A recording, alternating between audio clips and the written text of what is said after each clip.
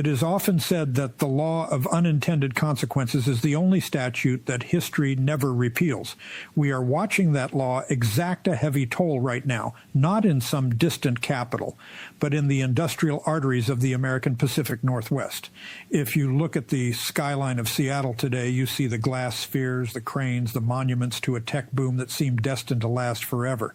You see the headquarters of Amazon, a company that has become synonymous with American commerce, innovation, and let us be honest, a certain kind of inescapable modern convenience. But appearances, as they say, can be deceiving. While the buildings remain, the center of gravity is shifting. It is moving quietly, relentlessly, and perhaps permanently 500 miles to the north.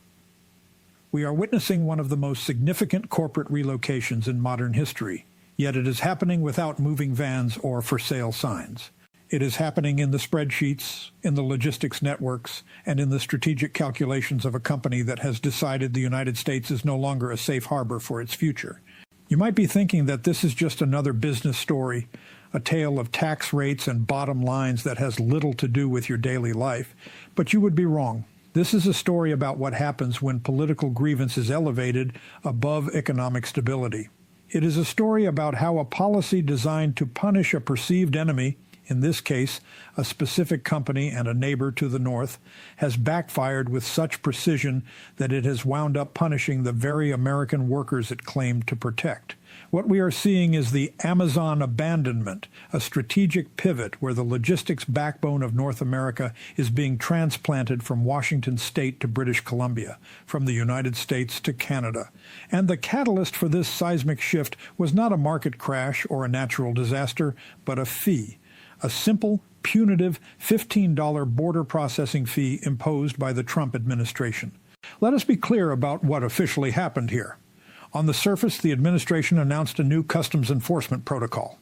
They framed it as a matter of national security and fair trade, levying a $15 surcharge on every parcel entering the United States from Canada.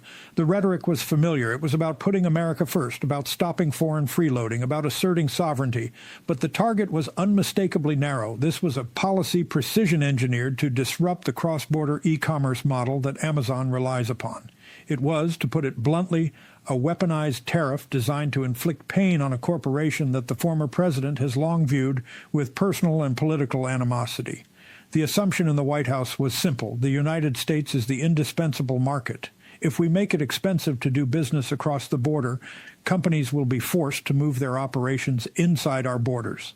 They will be forced to hire here, build here, and pay here. That was the gamble. But in the real world, unlike in political rallies, the other side gets a vote.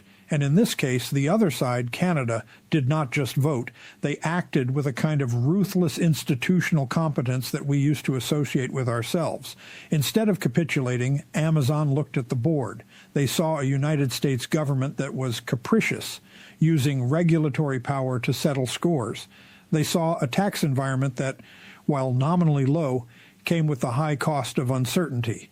And then they looked north. They saw a Canadian government that, under the guidance of savvy technocrats, recognized an opportunity when they saw one. They didn't just open the door, they laid out a red carpet made of stability, predictability, and expedited logistics. The result is that Amazon is not bringing jobs back to the United States to avoid the fee. They are moving the entire infrastructure of their fulfillment network to Canada to bypass the chaos of the United States. They are effectively saying that it is cheaper and safer to ship a package from Vancouver to Seattle, paying the logistical costs of distance, than it is to deal with the political costs of operating in an America where the rule of law has been replaced by the rule of the whim. This matters to you because institutions matter. You rely on the predictability of the systems around you. You expect that if you follow the rules will not change overnight because someone in power woke up on the wrong side of the bed. But when that norm erodes, when government policy becomes a tool for vendettas rather than a framework for prosperity,